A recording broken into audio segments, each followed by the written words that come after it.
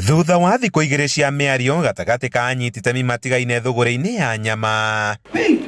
rĩu kũrĩ na mwerekera wa ũrĩa bũrũri wa Kenya ũkwandandũra thoko yaguo ya nyama mabũrũri-inĩ ma nanja.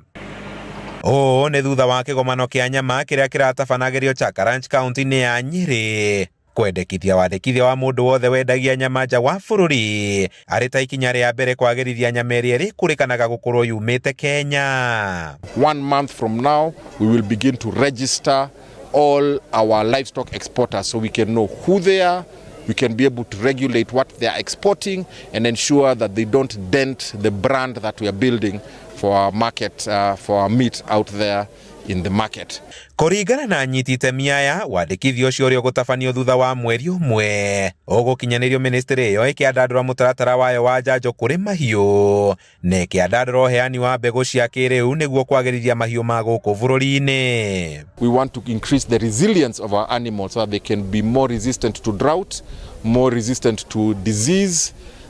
increase also the quality of the meat that comes from those animals, and that can only be done by consistent improvement in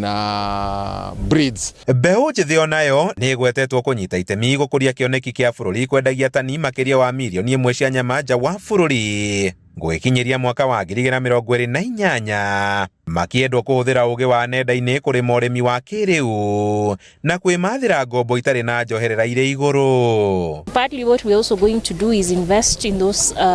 aggregation companies that counties are going to set up, and this is for purposes of also being able to formalize the trade and being able to bring or take from the pastoralists, and the pastoralists are able to determine at what price the animals are going to be off-taken. To harness the effectiveness of artificial intelligence, to ensure that we can deliver extension services, to ensure that we can predict diseases even before they affect our animals, to ensure that we can make the sector exciting enough for the young people to want to participate in it commercially. Anyiti itemi arĩa marekinyĩtie nao magĩtũgĩria kĩũngano kĩu kĩrĩa kĩrĩtabanagio o mwaka ta gũkorwo gĩthaganĩtio ihinda-inĩ rĩrĩa rĩagĩrĩire. It gives us a channel to be able to voice our challenges and also to get solutions which will be in a structured manner, which is what we were lacking. Handũ-inĩ ha Inooro TV kuma Chaka Kieni kaunti-inĩ ya Nyĩrĩ, njĩta Kamau wa Mwangi.